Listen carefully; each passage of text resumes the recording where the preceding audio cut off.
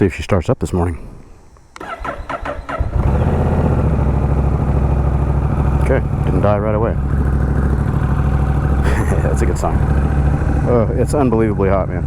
I know I talk about it every day, but it's unbelievably hot. It's 8:59 in the morning, feels like 96, 84 degrees, on our way to 101 today. Nice. And let me tell you, these official temperatures are nowhere near what it really is on the ground here in the real world, because in my garage yesterday, all day it was saying the official temperature was 100 or 101 every time I checked the app.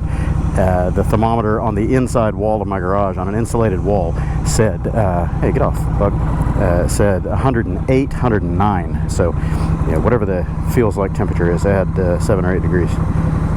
Oh my God, I'm leaking from every pore in my body. I can feel sweat running down my legs inside these pants. Oh my God. This is brutal, man. It's so humid out here. Came outside, did a little bit of work rearranging deck chairs on the Titanic again. The electricians are going to be working in the backyard tomorrow. I've got the 811 locating crew coming out today to stripe off the yard, so had to make sure that all the crap was out of the way back there. And I mean, just 30 minutes of moving stuff around, totally drenched. Went inside, took a shower, dried off, put on some fresh clothes, come back outside, I'm already drenched. Ugh. Houston summertime, man.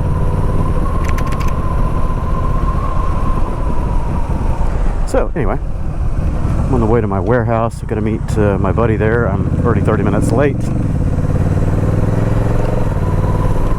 We're supposed to grab some old hardware that I've got sitting around that was pulled from another job group that upgraded some projectors, smart projectors where you can write on the wall and it integrates it into the computer display, you know, your PowerPoint or whatever it is, and you can touch the wall and it uses 3D position tracking to see what you're touching on, and controls your mouse and stuff like that. So anyway, I've got a handful of those, probably 7 or 8 of them, that are just sitting in the boxes, the new boxes from the projectors that replaced them. And they've just been gathering dust at my warehouse. I've been trying to find somebody that needs them, could use them, whatever. And we have a site that is looking for a handful of projectors. And they said, yeah, those short throw smart projectors would be pretty cool. So, get in the warehouse and scooch things around, get those out. We're going to take a couple of them over and see if they're going to work for them. And if they do, then I can unload those, give them a new home, new life. Better than the landfill, you know? I don't even know what to charge for them, probably $250 or something like that. They're $3,000 or $4,000 projectors when they're new, but these things are 5 years old.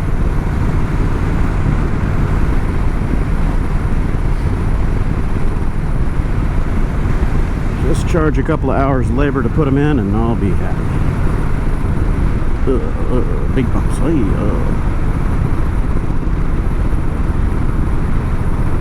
Feels good to get moving.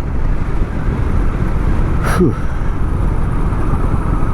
I was out in my garage last night working on the Mazda, tearing that mess apart to fix the leaky coolant elbow junction manifold. It's a coolant manifold. I don't know why they don't call it that in the parts list, but anyway, it's a plastic shelf that bolts onto the side of the head, and it's got like a 3-way cooling jacket on it. It's got the inlet outlet for the heater core, I guess it is, the main radiator hose, and temperature sensor and all that. So yeah, anyway, it is broke. It ain't working. It's leaking everywhere. So in order to get that out, you've got to pull the battery tray, the ECU, the intake, the entire air box. You got to pull everything out of there to get in there. And while you've got it apart, you've got easy access to the driver's side transmission / engine mount. So I'm going to replace that while I'm in there. But it was so hot in the garage all day yesterday, 108 plus, with air circulating through there. So that means that was the real air temp. It wasn't just a sealed box heating up like an oven. And even last night at 10 p.m. when I quit, I just gave up. I couldn't tolerate the heat anymore. It was still 96 degrees in the garage at 10 p.m. Man, it's hard to do some work when you're losing as much water as you can drink in. Almost even ratios. Drink a big 16-ounce glass of ice water and sweat it out in 10 or 15 minutes and go back for another drink. I had so much sweat running into my eyes I couldn't see. I was getting really pissed off. I'd blink and, you know, suddenly sweat would pour into my eyes and stinging and blurry, and I wipe my eyes out and I go to look at what I'm doing again, and another river of sweat rolls into my eye like, quit. So I've been watching all the developments on the more Mafia flash tune for the Rebel 1100. They had the manual Rebel flash, I don't know, a couple months ago, 6 weeks ago, something like that. But they just released a video recently, within the last few days, about the DCT flash is available now. And it removes the top speed limiter. It allows 100% throttle, or as close to 100% throttle as you can get. The factory throttle maps, no matter what gear you're in, they max out at 87% throttle, which is kind of odd. So the speed limiter cut, reportedly, they forgot to put this in the video, but reportedly it allows the Rebel to spin up to 136 or 138, something like that, on the dyno. You know, real world, you're going to have air resistance, but still, that's probably 120, 125 real world speed, which is kind of what I had said many moons ago regarding the character, the engine feel on this thing. It kind of reminded me of my old Sabre that I had, Honda Sabre. And it feels like it's about 135 mile an hour bike, just based on the acceleration curve up to where the computer chops you. I don't think I'd want to go that fast on this bike because it does have a little bit of head shake on the front end, getting up toward 100 miles an hour. If you're on the throttle and the front end is unweighted, you know, if it's got rearward weight bias. But yeah, it'd be nice to not have it just chop your throttle right there at 100, because that means it's rolling it off before you get there just a little bit. And yes, the ever-present argument, do you need to go more than 100? No, but it's nice to have that extra throttle for accelerating away and playing, being a little rambunctious, or to escape a threat, to evade something, you know, somebody's crossing over in front of you. Slowing down is not the way to do it. Speeding up to get past them is the best way to do it. You hit the brakes in this kind of traffic and you end up with somebody's hood ornament. So anyway, I might do that. It would be an interesting upgrade. I don't think it would be compatible with the factory warranty. I'm sure it would probably void the warranty, so that's a concern. I'll have to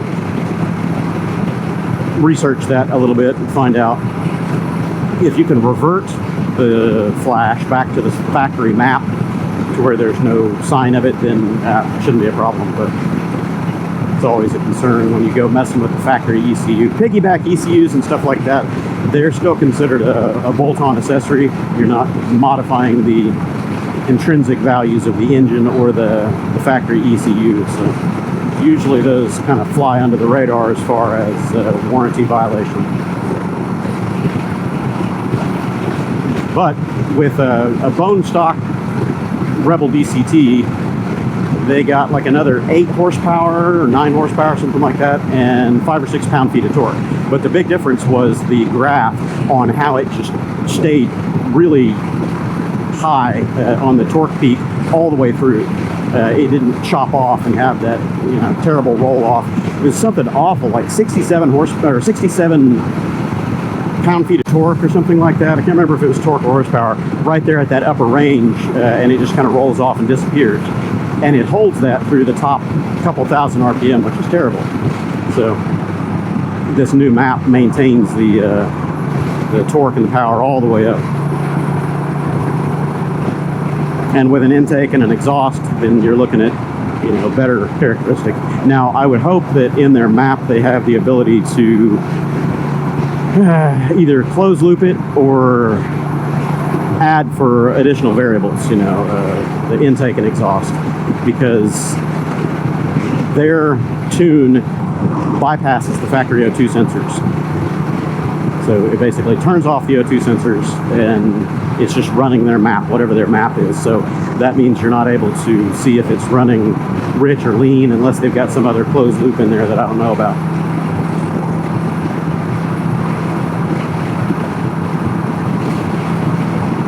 I definitely want to see the graphs of a lambda sensor on there, a wideband O2, and kind of watch the map and see where it sits. So if I keep the Rebel for another couple years, which I probably will,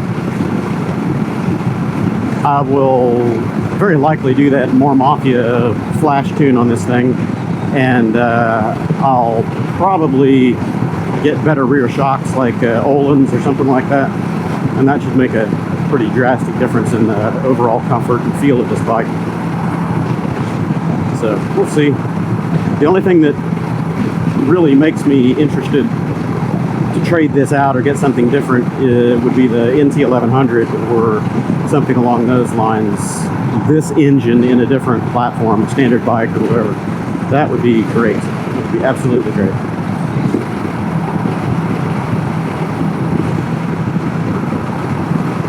If I put the bar risers on here that I've been complaining about forever, or if I get the heli bars, the riser bars, those look great. I might do those instead. They're not cheap, they're like $500, but then you don't need risers. It's actually the bars that come up and they're adjustable, so that might be pretty cool. I had heli bars on my FJs a long time ago. They are great. I got a set for my Conquerors 1000, one of the two Conquerors that I had, but I never installed them. I was too busy working and they sat in the box, and I ended up selling them with the bike a year later or something like that. I really enjoyed those heli bars on my FJ, so marvelous, marvelous.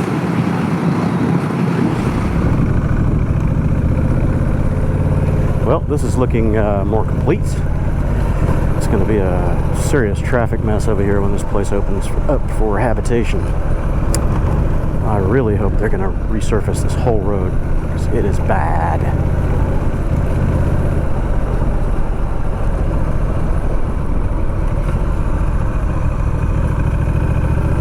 Nice Ferrari. Those are pretty rare. The fastback GT, I think they call that one.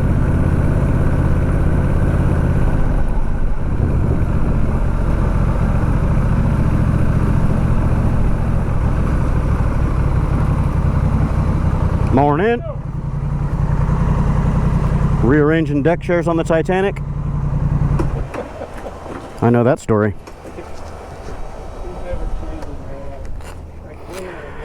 It never ends, this shit. All right, everybody. Welcome back to the evening. It's about 8 o'clock. That clock is not right. That temperature is right. It's 105 out here. Let me tell you, it is every bit of that 105 degrees. Maybe 102. I don't know. This thing's been in the shade for a while, so that's pretty accurate. Anywho, I'm hitting the road. Traffic has calmed down now. Ooh, and this thing just kind of leaned out right there. Did you hear it? I'd have to have this thing checked out. It's got fresh air filter and service and all that stuff on it, so I don't know why it's getting hitchy. As long as it doesn't fail to start like it did the other day. That was annoying. Friday almost was a no day for me. Screw up my weekend. Can he hit the button? Where's the magic button? Where's the button? The magic button. Oh, there's the magic button. Had to take the glove off though. Okay, on we go. So I haven't done any comment replies or much anything on YouTube for a little while now. I've just been busy trying to sort problems at home and get life back to normal, but I sat there at the warehouse for the last couple of hours trying to reply back to viewer comments. Thanks everyone for watching. I do appreciate it, even when my vlogs aren't always happy. And ooh, that's a bright sunset. Damn, maybe I should wait a few more minutes. I'm going to be riding right into that. That is not going to be fun. Eeny meeny, I'm going mow. Yeah. Anyway, so trying to get back to a more positive note. Life is always full of ups and downs, and if you focus on the downs, that's all you're going to see. So I'm trying to keep my mood and my focus more on a positive note. I've had plenty of the down notes lately. I need a break from the ball kicking marathon, I'll tell you that. It seems to be that things are picking up, so that's good. Work is picking up. I've got quite a few open projects that should be coming to fruition over the next couple weeks, and that's going to help me dig myself out of my financial hole. So we'll see.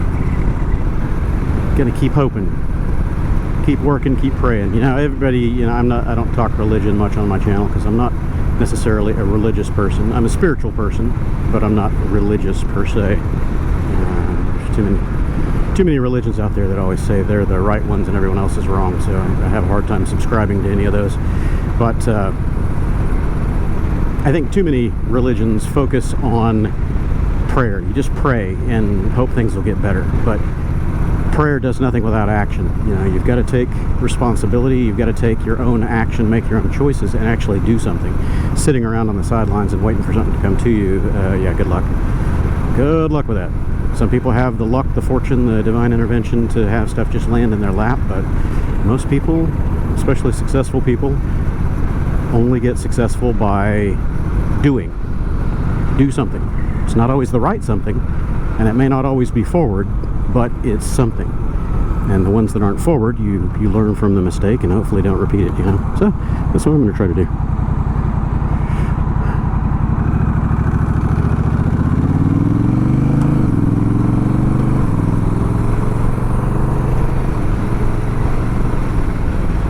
So on that positive note, oh man, that's a bright sunset. Hi, I want to have fun with this. I ordered some parts for my Silverwing. I got the tires. I got a notice from Cycle Gear that they have been delivered to the Katy Cycle Gear. So now, sometime over the next few days, I need to pull the wheels off of the Silverwing and take them over there and have the tires mounted up. Because I really don't want to do that on the Silverwing. I've done it before. I don't like it. Man, those stiff sidewall, especially the rear. 13-inch tire, stiff sidewall, relatively small wheel diameter. Ooh, buddy, that thing's hard to get on and off the rim. So I'll let somebody with a tire machine do that. I'll pay them the 25 bucks or whatever it is for a mountain balance.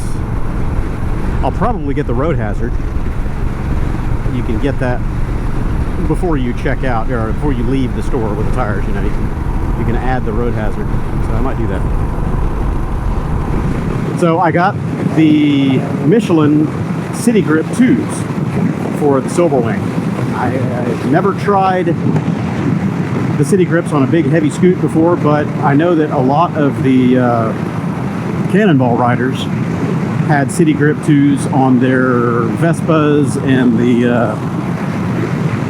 bigger scoots like the Forzas and stuff like that, and they had really good luck with them. And I've had very good luck with the City Grips on my smaller scoots. So I found sizes, fitments that would work on the Silverwing. I'm going to give them a shot, see how they are. I don't think they're going to be as sporty or sticky as the Pirelli Diablos that I used to run on the Silverwing, which are still on it right now, but they're old and crusty.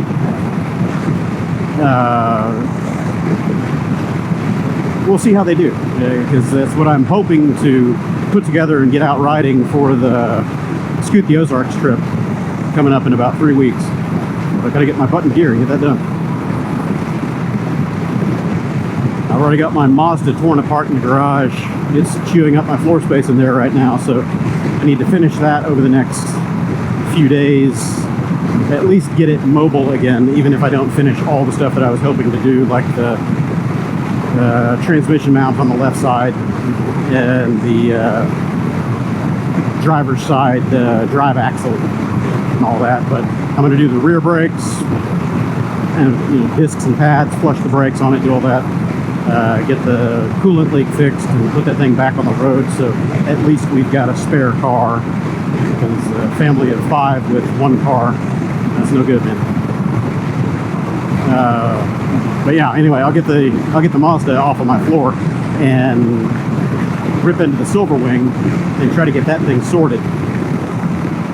I was gonna get brake master cylinders for that thing, front and rear, and the last time I checked them, I looked at my notes and my links and everything. Partzilla and a couple of other wholesale outlets had those brake reservoirs for, or master cylinders, the whole kit, for like 121 bucks. Damn, now they're 200. They're like 198 and 211 is what I saw. Damn, $100 up each. That's crazy. So I'm going to try to rebuild the ones that I've got. It should be possible. The little windows on them are real old and crusty looking, but I'll clean them up as best I can. Put the rebuild kits in there. I've got the, you know, the seals and master cylinder rebuild kit and all that, so I'll put that in there. Hopefully they won't leak or do anything funky.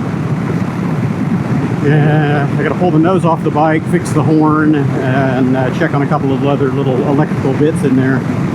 Then what else? I got to pull all the Tupperware off the back end of it and do the valve clearances, because that hasn't been done. It's probably 8,000 miles over right now. What else? Got to deglaze the clutch, and that's it, really. I cleaned the tank out. It's been sitting there for a while. It's probably all rusty and gelled up inside, but that was it. Other little minor bits. I had to fix the starter switch, because either the brake switch interlock or the start button is not engaging all the time. So I sit there and dick with it to get it to start. It's annoying. Stop for gas and can't get the damn bike started again.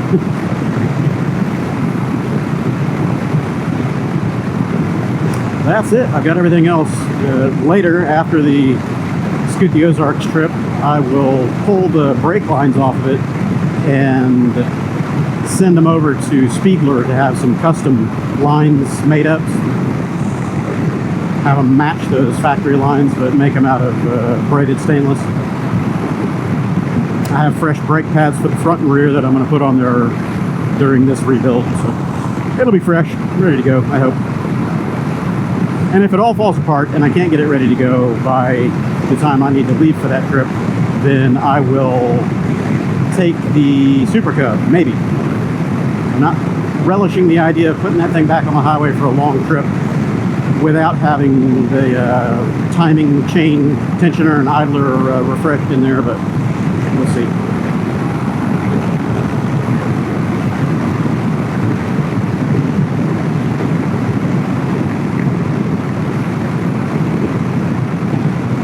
I can take Neil's Zuma all the way up there to Arkansas. I don't know.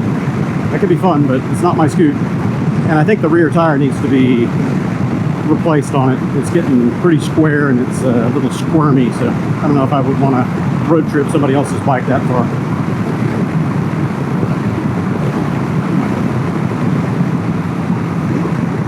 Wow. Can't tell what that was. It's big. Wouldn't want to hit it. Bam! That guy's hauling balls. 110 plus.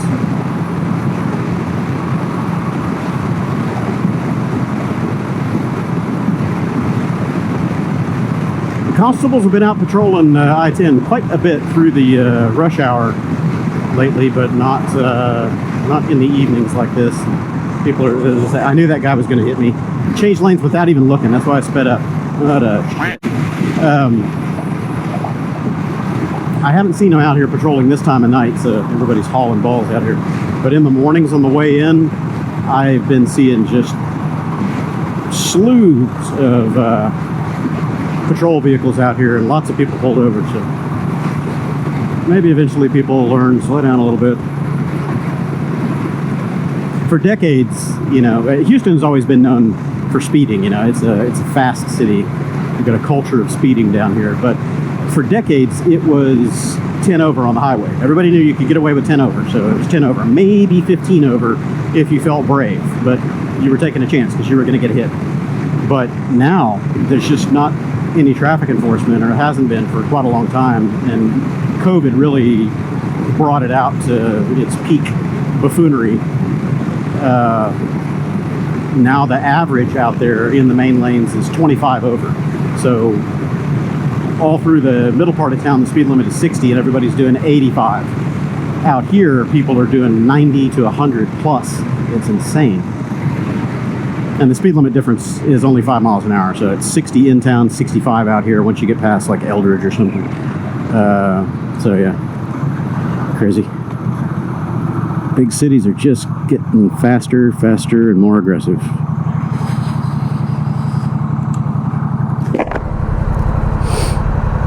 Nice sunset.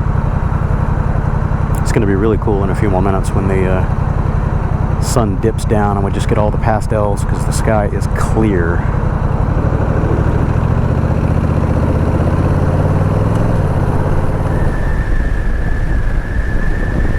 It smells good over here. Fresh cut grass, that wet green smell, love it. Almost smelled like hay. There's no hay back there.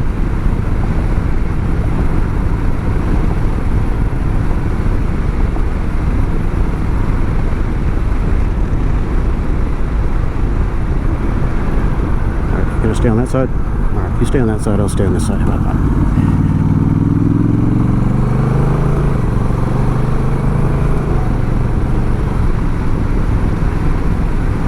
The other tires I was looking at for the Silverwing were the Metzler Scoot Tech, or can't remember what they were.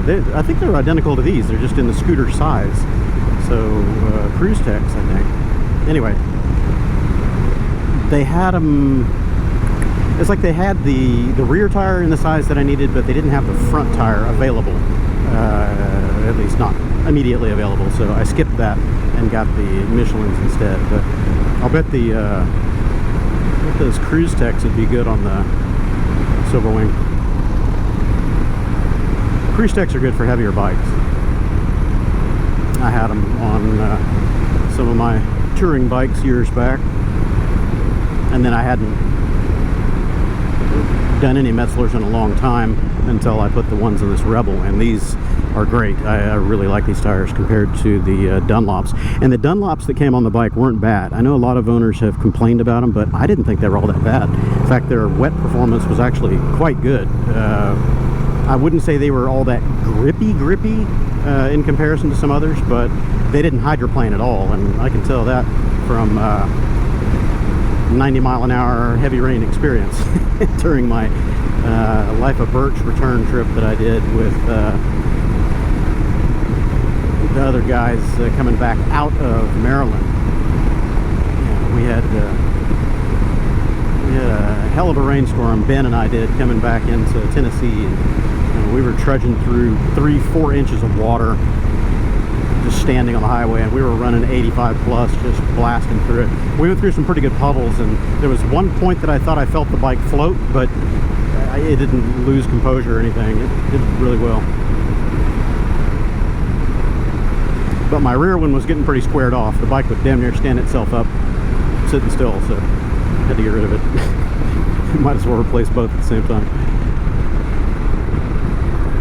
I kept the front tire. It's in my garage. It's still got another 20,000 miles left in it, but yeah, I'd rather have a matched set.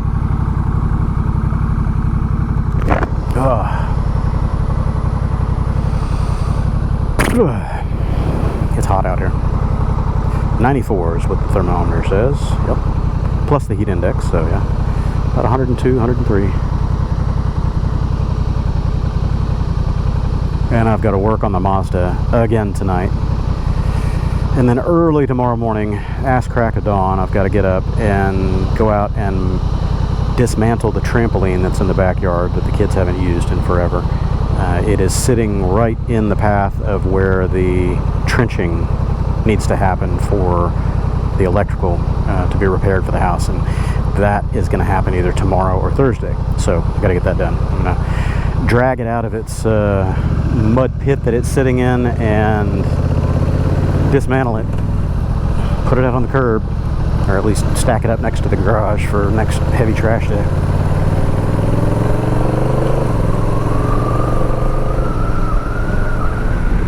I got that trampoline as a last-minute replacement for a bouncy house reservation that fell through. My wife reserved one of those bouncy house castle water slide things for one of the kids' birthdays. I think it was Bella's birthday. I think it was Bella's 14th birthday, something like that. And the agent, booking company, whatever, they just fell through and they didn't show up.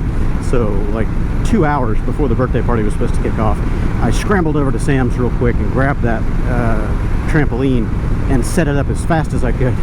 And as the kids were getting there, I was still putting the protective stuff around the outside of it, and everybody was jumping in it. We put the hose in there and everyone was doing a different kind of bouncy house. I've gotten so old and decrepit, I can't jump on those things though anymore. It hurts my knees too much. I've had way too many knee injuries over the decades that jumping on that, you know, for 15 or 20 minutes and roughhousing around in there the next day, man, I can't even go up and down the stairs in my house because the cartilage is all inflamed and ouch, no good.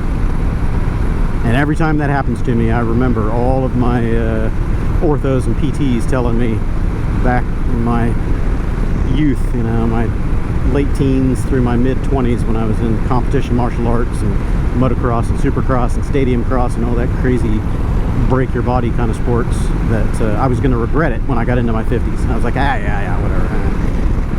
I heal fast, don't worry about me. Yeah, here I am, 50s. Yeah, I can tell you when the weather's going to change. My knees or my hips will tell me in advance. Oh yeah, tomorrow it's going to rain. Yeah, thanks for that. Now go away.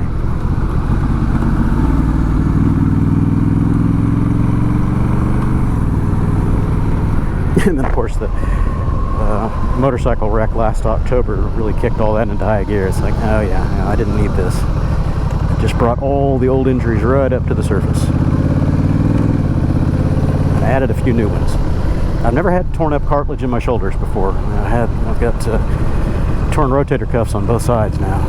They're healing kind of sort of slowly, but my right one is not. I don't know what I'm going to do about that. Anywho, I'm still mobile and I'm on this side of the dirt, so it's not all bad, right? So home again. Thanks for tagging along. I'll try to put a couple of videos together and catch you all soon. Welcome to my pile. See, hear the engine hanging? It's hanging high. It's not overrunning like it was, but we're in 100-degree temperatures, and this thing is hanging a bit high. It was up around 1800 RPM, and the bike was still trying to kind of pull, even though I was totally off the throttle.